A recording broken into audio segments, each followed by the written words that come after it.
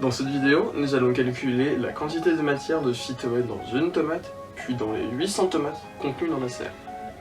Dans la vidéo précédente, nous avons établi que la masse de phytoène contenue dans une tomate est de 2745,5 microgrammes.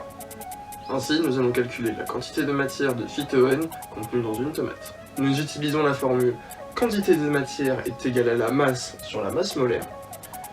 Dans cette formule, la masse est exprimée en grammes, et dans les données que nous avons recueillies, la masse de phytoène est exprimée en microgrammes. Nous effectuons donc une conversion en multipliant par 10 puissance moins 6 la masse de phytoène. Nous calculons ensuite la masse molaire de phytoène, car nous connaissons sa formule brute. La formule brute de phytoène est C40H64. Nous calculons alors sa masse molaire en additionnant 40 fois la masse molaire du carbone et 64 fois la masse molaire de l'hydrogène. Ainsi, nous connaissons la masse et nous connaissons la masse molaire. Nous pouvons alors calculer la quantité de matière de phytoène contenue dans une tomate, et cette quantité de matière est de 5 fois 10 puissance moins 6 mol. Ainsi, la quantité de matière de phytoène contenue dans 800 tomates est de 4 millimoles. Je vous affiche la conversion juste ici, et nous obtenons 4 millimoles. Désormais, calculons la quantité de matière de dioxygène disponible dans une tomate, puis nous ferons la conversion pour avoir celle disponible dans les 800 tomates. Il est dit qu'un pied de tomate utilise 99,95% de dioxygène recueilli pour sa croissance et la formation de fruits.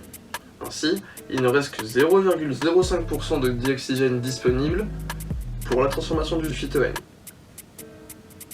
Nous allons utiliser la formule suivante en définissant la quantité de matière disponible dans chaque tomate de dioxygène. Et cette quantité de dioxygène disponible dans les tomates est égale à la quantité de matière de dioxygène disponible dans la serre multipliée par le pourcentage. Comme il s'agit d'un pourcentage, nous divisons par 100. Et nous divisons également par le nombre de tomates pour connaître à l'unité cette quantité de dioxygène. Maintenant que nous avons la formule, nous pouvons passer à l'application numérique. Ainsi, la quantité de matière de dioxygène disponible dans la serre qui a été calculée précédemment par un de mes collègues est de 119,2 mol. Nous multiplions ceci par 0,05 qui est le pourcentage. Nous divisons également par 100 pour le pourcentage. Nous divisons par le nombre de tomates. Nous avons 40 pieds de tomates et il y a 20 tomates par pied. Ce qui nous donne 5,975 divisé par 8 fois 10 puissance 4. Ce qui nous donne 7,45 fois 10 puissance moins 5 mol de dioxygène disponible dans une tomate. On précisera que ce que l'on nomme disponible est la quantité de matière à disposition pour effectuer la transformation du phytoène en lycopène. Nous verrons cela plus tard.